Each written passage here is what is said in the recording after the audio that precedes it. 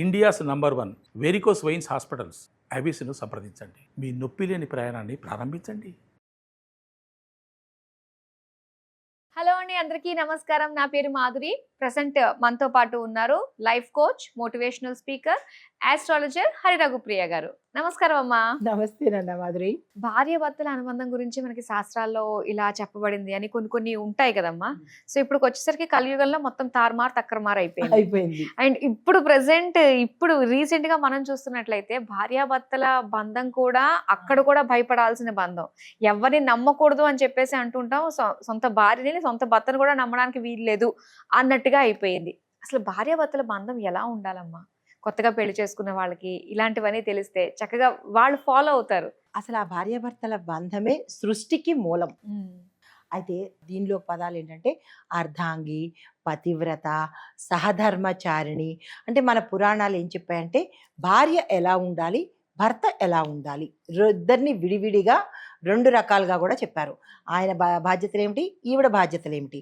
అయితే మనము చాలామంది ఏం చేస్తుంటారు, భార్య గురించే ఎక్కువ చెప్తుంటారు.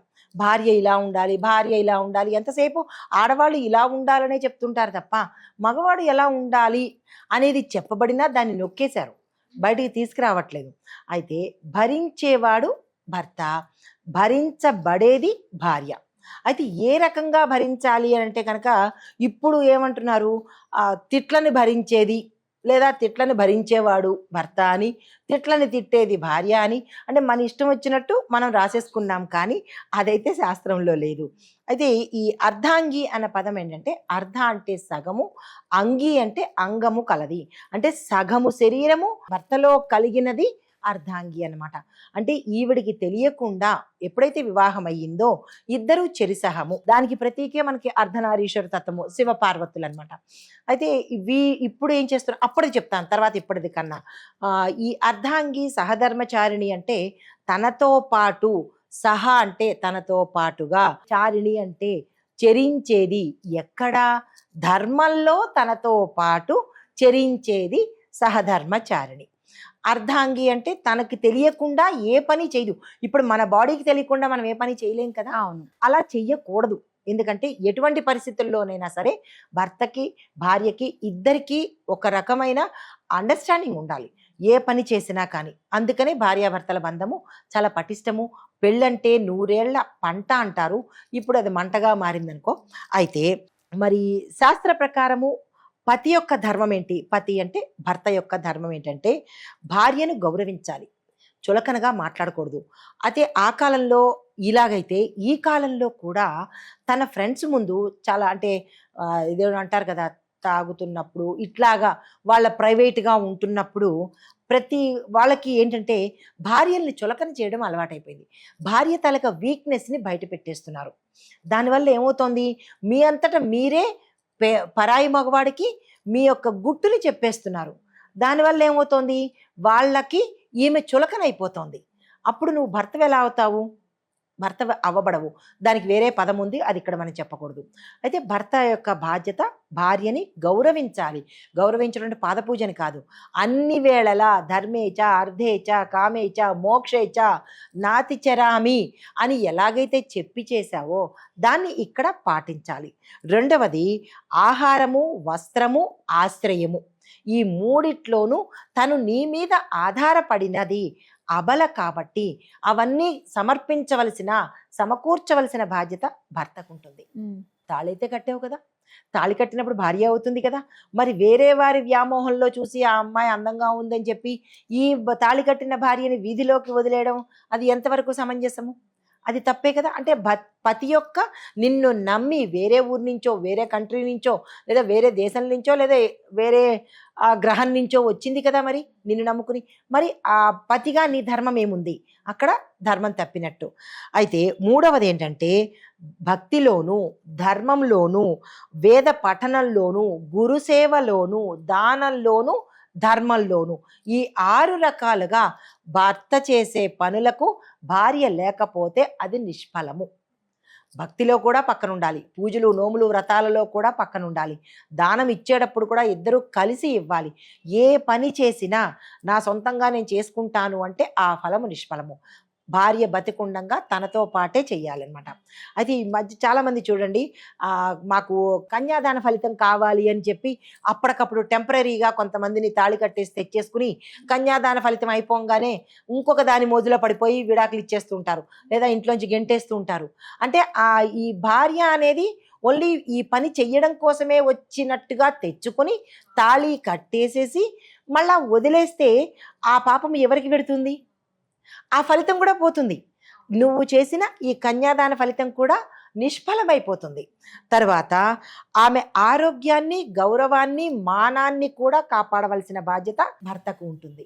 తనను నమ్మి వచ్చినప్పుడు ఇలాంటి అపహాస్యం పాల్చేయడము, తన ఫ్రెండ్స్ ముందు నలుగురిలోనూ ఇన్సల్ట్ చేయము, తన తాలూకా రూపురేఖలన్నీ కూడా అంటే లావుగా ఉంది, సన్నగా ఉంది, నల్లగా ఉంది, తన యొక్క బాహ్య రూపాన్ని కూడా నలుగురిలోనూ పెట్టకూడదు. భార్య ముందు పరస్త్రీని పొగడ్డం కానీ పరస్త్రీని చూడడం కానీ చేయకూడదు. అయితే కళ్ళు కుట్టేసుకోవాలా, కళ్ళు పొడిచేసుకోవాలా అంటే చూడొచ్చు, కానీ అదే పనిగా చూడడం వేరు. చూపుల్లో కూడా తేడాలున్నాయి. అది ఎలా చూస్తున్నావు అనేది తనకు మాత్రమే తెలుస్తుంది. అవును కదా, చూసే విధానాన్ని బట్టి తనకే తెలుస్తుంది. అది తప్ప ఒప్ప అనేది స్వీయ నిర్ణయం చేసుకోవాలి. తర్వాత ఇప్పుడు భార్యల దగ్గరికి వచ్చినట్టయితే పతివ్రత ధర్మాలలో మొట్టమొదటిది భర్తను దేవుడుగా కానీ తల్లిగా కానీ భావించుకోవచ్చు. తల్లి ఎలాగైతే ప్రొటెక్షన్ చేస్తుందో, కాపాడుకుంటుందో భర్త కూడా అదే చెయ్యాలి కదా, చేస్తాడు. కాబట్టి తల్లి భావనతోనూ దైవ భావనతోనూ ఈమె ఉండాలి. అది ఎలాగంటే పతిరేవ గతిర్మమ అంటే భర్త లేకపోతే నేను లేను అన్నట్టుగా శరణాగతితో ఈ భార్య ఉండాలి. తర్వాత రెండవది ఎప్పుడు భర్త హితాన్నే కోరుతుండాలి. నా భర్త బాగుండాలి, ఆయురారోగ్యంగా ఉండాలి. ఇప్పుడు ఈ శ్రావణ మాసంలో పూజలు చేస్తున్నాము, అది ఎవరు బాగుండాలని అంటే ఇన్స్టాగ్రామ్ బాగుండాలి, ఫేస్బుక్ బాగుండాలని చేస్తున్నాం, కానీ అంటే అందులో లైక్స్ రావాలని చేస్తున్నాం, కానీ భర్త బాగుండాలని చేయడం లేదు. సో అది సరదాగా చెప్పుకున్నప్పటికీ భర్త బాగుండాలి అని భార్య అనుకోవాలట. ఇక్కడ ఒక చిన్న టిప్ చెప్తాను. భర్తకి డబ్బులు కలిసి రావాలి అంటే ప్రతి స్త్రీ ఇది పాటించండి. అన్నం తిన్న తర్వాత ఒక చిన్న స్వీట్ ముక్క తినండి, భర్తకి డబ్బులు కలిసి వస్తాయి. అదేంటి, మనం తింటే వాళ్ళకి ఎలా కలిసి వస్తుంది? ఇందులో కూడా ఇంకొక సూక్ష్మం చెప్తాను. భార్య చేసిన పుణ్యాలు భార్యకే ఉంటాయి, కానీ భార్య చేసిన పాపాలు భర్తకి పెడతాయి, వెళ్తాయి. అది ఎలా పెడుతుంది? ఇది కూడా అలాగే పెడుతుంది. కాబట్టి ఇది చూసిన తర్వాతనైనా సరే దూరంగా ఉన్న భర్త అయినా సరే, ఇప్పుడు భర్తను కొంతమంది భార్యలు దూరం పెట్టేస్తున్నారు కదా, అలా ఉన్నా కానీ ఇక్కడ ఎప్పుడైతే ఈమె ఏ పదార్థం తిన్నా కానీ చివరిలో ఏ స్వీటు లేదు, పంచదార ముక్క నోట్లో వేసుకున్నా, బెల్లం ముక్క నోట్లో వేసుకున్నా అక్కడ తన భర్తకి డబ్బులు కలిసి వస్తాయి. అబ్బా, ఇది శాస్త్రం చెప్పింది. కాబట్టి ఇంక్లూడింగ్ మీతో సహా అన్నం తిన్న తర్వాత మీ భర్తకి డబ్బులు కావాలి అంటే, మీ అంటే మీరని కాదు, భర్తకి డబ్బులు కావాలి, తన ఐశ్వర్యవంతుడు కావాలి, ఆయుష్మంతుడు కావాలి అని అనుకుంటే కనుక ప్రతి స్త్రీ అన్నం తినడం అయిపోయిన తర్వాత చిన్నగా కొద్దిపాటి అయినా సరే స్వీట్ తింటే భర్తకి కలిసి వస్తుంది అనమాట. ఇది చిన్న టిప్పు చెప్పాను. అయితే మాటలు, ప్రవర్తన, దృష్టి, ఇది కూడా భార్య చాలా జాగ్రత్తగా ఉండాలి. నా భర్త ఎందుకు పనికిరాడమ్మా, సంపాదన లేదు, లేదంటే దేనికి పనికిరాడు, దాని అర్థాలు తెలుసుగా మీకు. దేనికి పనికిరాడు అని పరుల ముందు లేదా ఆడవాళ్ళ ముందు కూడా చెప్పకూడదు. ఇందాక ఆయన మగవాళ్ళ ముందే చెప్పకూడదు, కానీ ఇక్కడ స్త్రీ అనేది ఆడవాళ్ళ ముందు కూడా తన భర్తను చులకన చేయడము, ధనంలో కానీ, అందంలో కానీ, లేదంటే రూపురేఖల్లో కానీ, ఇంకే రకంగా కానీ భర్తను బయట వేయకూడదు. అలా వేయడం వల్ల తనకు తానే ముప్పు తెచ్చుకున్నట్టు అవుతుంది. అంటే ఇండైరెక్ట్గా అది కాల్ చేసి చెప్పినట్టు అన్నమాట. కాబట్టి భర్తను ఎప్పుడూ జాగ్రత్తగానే అంటే ఇండైరెక్ట్గా కాపాడుకోవాలన్నమాట. తన నోటి నుంచి భర్తకు సంబంధించినటువంటి ఎటువంటి సీక్రెట్స్ బయటకి చెప్పకూడదు. ధనం అంటే మా ఆయనకి శాలరీ ఇంతండి, లేదా మాకు ఇన్ని ఆస్తిపాస్తులు ఉన్నాయండి, అది అలాగ సంతోషం కొద్దీ కూడా చెప్పడం కూడా తప్పే. నాకు ఇంత డబ్బు ఉంది, లేదా నాకు ఇంత నగలున్నాయి, ఇలాంటివి కూడా చెప్పకూడదు. తర్వాత పరాయి మగవాడిని యొక్క దృష్టి కూడా భర్త తప్ప మిగతా వాళ్ళని అన్నదమ్ముడుగానో లేదంటే తండ్రిగానో ఏదో ఒక భావనతో చూడాలే తప్ప వేరే బుద్ధి, ఇందాక మగవాడు చూసినట్టుగానే ఈమెకు కూడా తెలుస్తుంది, వేరే మా ఆయన కన్నా ఈయన చాలా అందంగా ఉన్నాడే అలా అనుకున్నా చాలు, దాన్ని మనోవ్యభిచారము అంటారు. మనస్సుతో చేసే వ్యభిచారము. డైరెక్ట్గానే చేయక్కర్లేదు, మనసులో అనుకున్నా కానీ ఆ పాపం అనేది వచ్చేస్తుంది. నీకు భర్తే వికారంగా ఉన్నా సరే నీకు తాళి కట్టించుకున్నారు కాబట్టి భర్తే నీ కళల్లో ఉండాలి. మిగతా మగవాళ్ళందరూ నీకు వేరే అంటే బాబాయిలు గానో కొడుకులు గానో అన్నదమ్ములు గానో చూడాలే తప్ప వేరే కామ దృష్టితో చూడకూడదు. తర్వాత భర్త పట్ల నిబద్ధత కలిగి ఉండాలి. అంటే ఈరోజు భర్త లేడు కదా, వారం రోజులు భర్త లేడు కదా అని చెప్పి ఇష్టానుసారంగా చిల్లరగా వెళ్ళేటట్టయితే కనుక అది కూడా దోషమే ఆపాదించబడుతుంది.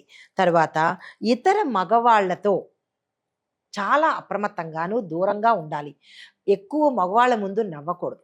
అది ఏ వయసు మగవాళ్ళైనా సరే నవ్వు కానీ మొత్తం ఒళ్ళంతా ఊపుతూ మాట్లాడడం కానీ ఇలాంటి చెడు పనులు చేస్తే రెండు రకాల తప్పిదాలు. ఒకటి ఏంటంటే అతని మనసులో చిలకొన అయిపోతారు, నీచభావం వస్తుంది. తర్వాత ఎవరైతే ఇట్లా చేస్తున్న ఆడది ఉంటుందో ఆమె తక్కువ జాతికి వెళ్ళిపోతుంది. కాబట్టి మన పరువు లేని స్త్రీ కింద అయిపోతుంది అనమాట. కాబట్టి మగవాళ్ళతో మాట్లాడేటప్పుడు లేదా ప్రొఫెషన్లో కానీ లేదా సొసైటీలో కానీ ఒక పద్ధతి అనేది ఉంది. ఆ పారామీటర్ దాటి మాట్లాడకూడదు, నవ్వకూడదు. అసలు జనరల్గా చెప్పాలంటే ఆడవాళ్ళ నవ్వు ఈ పళ్ళు చివరి వరకు కూడా వెళ్ళకూడదట. నవ్వు 4 విధాల లాభం అంటారు, కానీ ఎలాంటి నవ్వు 4 విధాల లాభము? మనలో మనం కూర్చుని నవ్వుకోవడము, మనసారా నవ్వుకోవడము, పసిపిల్లలా నవ్వుకోవడము, అవి లాభాలు. నవ్వితే కూడా చాలా మంచి ఎక్సర్సైజ్ అవుతుందంటారు. పగలబడి నవ్వితే ఎక్సర్సైజ్ కాదు, అది అరుపు కిందకు వస్తుంది అనమాట. సో ఈ ఆడవాళ్ళు అంటే స్త్రీ, పెళ్ళైన స్త్రీ ఈ కట్టుబాట్లను పతివ్రత ధర్మం కింద పాటించాలి. దీంతోపాటు భర్తకి అపనింద రాకూడదు. ఎలా అంటే భర్త ఏదైనా పొరపాటు చేసి ఉండవచ్చుగాక, దాన్ని తీసుకెళ్ళి కాపాడే ప్రయత్నమే చేయాలి. అంటే ఇక్కడ ఇంకో రకంగా అనొచ్చు, భర్త ఏదైనా చెడు చేసేసో, హత్య చేసేసో, లేదా ఏదైనా ఫ్రాడ్ చేసేసో వచ్చేస్తే కాపాడమని కాదు అక్కడ అర్థం. ఏదైనా చెయ్యకూడని సందర్భంలో తప్పు చేస్తే దాన్ని భార్యగా కప్పే ప్రయత్నం చేయాలి. అంటే దాన్ని సమర్థించే ప్రయత్నం చేయాలి తప్ప తనని వీధిలోకి వేసే ప్రయత్నం చేయకూడదు. వైస్ వర్స సేమ్ ఇదే మగవాళ్ళకి కూడా తన భార్యని కాపాడుకోవాలి. పొరపాటున జరిగిన తప్పుని కూడా 10 మందిలో చెప్పకుండా కాపాడుకునే ప్రయత్నం చేస్తూ ఆమెను ఇబ్బంది పెట్టకుండా ఇద్దరూ ఇలా అన్యోన్యంగా ఉన్నట్టయితే అది భార్యాభర్తల బంధము. అయితే ఈ లౌకికంగా చెప్పాలి అంటే కనుక ధర్మాలు, ఇందాక చెప్పినవి ధర్మాలు. ఇప్పుడు వాళ్ళిద్దరి మధ్య అండర్స్టాండింగ్ ఉండాలి అంటే మూడో వ్యక్తికి వీళ్ళ తాలూకా విషయాలు తెలియకూడదు, మొదటి పాయింట్. తర్వాత ఇద్దరి మధ్య అవగాహన ఉండాలి, గోప్యత అనేది ఉండకూడదు. ప్రతిదీ ఇద్దరూ షేర్ చేసుకుంటూ ఉండాలి. తర్వాత పిల్లల ముందు కానీ తమ తల్లిదండ్రుల ముందు కానీ భార్యని గురించి భర్త కానీ భర్త గురించి భార్య కానీ ఎక్కువ చెప్పుకోకూడదు. నా భార్య ఏది చెయ్యదమ్మా అని తల్లి దగ్గర, తను ఎందుకు పనికిరాదమ్మా, వేస్ట్ అమ్మా, ఇట్లాంటి మాటలు తన అక్క చెల్లెళ్లలోనూ సొంత కుటుంబంలోనూ బంధువుల్లోనూ భర్త చెప్పకూడదు. నా భర్త ఎందుకు పనికిరాడమ్మా, వేస్ట్ అమ్మా, ఏమీ సంపాదన లేదమ్మా, లేదంటే చీర కొని పెట్టడమ్మా, ఇలా లౌకికపరమైన విషయాలు ఈ అమ్మాయి అన్నదమ్ముల మధ్య, అక్క చెల్లెల మధ్య, తల్లిదండ్రులకి చెప్పకూడదు. ఇవి ఈ పరంగా. తర్వాత వాళ్ళిద్దరి మధ్య ఎమికబిలిటీ, గౌరవించుకోవడము, ఒకళ్ళనొకళ్ళు గౌరవించుకోవడము. ప్రొఫెషనల్గా ఇప్పుడు ఇద్దరు బయటికి వెళ్ళాల్సిందే కదా, వాళ్ళు ఏం చేయాలంటే అర్థం చేసుకొని ఆ అర్థాన్ని, స్వేచ్ఛని నీతిపరంగా, న్యాయపరంగా కాపాడుకోవాలి. నాకు నా భర్త స్వేచ్ఛ ఇచ్చేశాడు కదా అని అర్ధరాత్రి 12 అయినా కిటీలు, పబ్బులు, ఏవో వాటికి వెళ్ళొచ్చేస్తే అర్థం చేసేసుకుంటాడు అని మంచితనాన్ని చేతకానితనంగా తీసుకోవద్దు. ఒకసారి అర్థం చేసుకున్నారు కదా అని ప్రతిసారి అలాగే భర్తని ఇబ్బంది పెట్టకూడదు. అలాగే వైస్ వర్స భార్య కూడా అలాగే చూసుకోవాలి. దీంతో పాటుగా ఇంకా మనుస్మృతిలో వీళ్ళిద్దరి గురించి ఏం చెప్పారు అంటే నాస్తి గృహం గృహమిత్యానాం రహ పత్యాం గృహం స్మృతము. భార్య లేని ఇల్లు ఎలా ఉంటుందంటే, అంటే అందులో థర్డ్ పార్టీలు ఉన్నా, గడికి గంటకి వచ్చి వెళ్ళిపోయిన వాళ్ళు ఉన్నా వాళ్ళని భార్య అనరు కదా. అవును. భార్య ఇల్లాలు లేని గృహం ఎలా ఉంటుందంటే శ్మశానంలా ఉంటుందంట.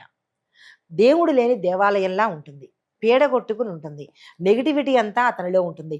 ఆ ఇంటికి ఎవరూ రావడానికి ఇష్టపడరు. భార్య అంత విలువైన వస్తువు. అయితే ఇంకొకటి వాల్మీకి రామాయణం ఏం చెప్పిందంటే సహధర్మచర్య త్వం మమ, అంటే భార్యతో లేకుండా నేను ఏ కార్యం చెయ్యడానికైనా అనర్హుణ్ణి అని వాల్మీకి రామాయణంలో చెప్పబడింది అనమాట. సో భార్యాభర్తల మధ్య ఉండవలసింది ప్రేమ, నమ్మకము, మౌనము. మౌనం ఎక్కడా అని అడగచ్చు. భర్త కోపించినప్పుడు భార్య చల్లబడిపోవడము, కోపం తీరిన తర్వాత అసలు విషయం చెప్పడము. తర్వాత భర్త కూడా భార్య ఏదైనా పనిలో ఉన్నప్పుడు, బాధలో ఉన్నప్పుడు, లేదా తను అరుస్తున్నప్పుడు ఆయన సౌమ్యంగా ఉండడము, తర్వాత తన గురించి చెప్పడము. తర్వాత ఇంకొకటి ఏంటంటే భార్యని తూలనాడి మాట్లాడటం కానీ, లేదా కొంతమంది ఏం చేస్తూ ఉంటారంటే చిన్ని చిన్ని మాటలు కూడా కరువైపోయి ఎప్పటికప్పుడు ఇబ్బంది పెట్టేటట్టుగా, మనసు కించపరిచేటట్టుగా మాట్లాడినా కానీ అది తప్పే. ఇద్దరు అండర్స్టాండింగ్లో ఉండాలి. దీంతోపాటు ప్రేమ అనేది వాళ్ళిద్దరిది 2 శరీరాలైనా ఒకటే ఆత్మ అన్నట్టుగా ఉండాలన్నమాట. అంటే నా భర్త లేకపోతే నేను ఉండలేను అని తనకు అనిపించాలి, అయ్యో నా భార్య లేకపోతే నేను ఉండలేను అని భర్తకి అనిపించేటట్టుగా మసలుకోవాలన్నమాట. తర్వాత ఎటువంటి పరిస్థితుల్లో కూడా ఇద్దరు సౌమ్యము, సహనము, 4 గోడలు దాటి ఇద్దరి మాటలు బయటికి వెళ్ళకూడదు. ఇది అసలైన భార్యాభర్తల బంధం అనమాట. బా, ఎంత చక్కగా తెలియజేశారమ్మా. ఇలా అన్ని ఫాలో అవుతూ ఉంటే వాళ్ళంత సంతోషంగా ఉండే వాళ్ళు ఇంకెవ్వరు ఉండరు. ఉండరు. చాలా చక్కగా తెలియజేసినందుకు ధన్యవాదాలు. నమస్తే అమ్మా.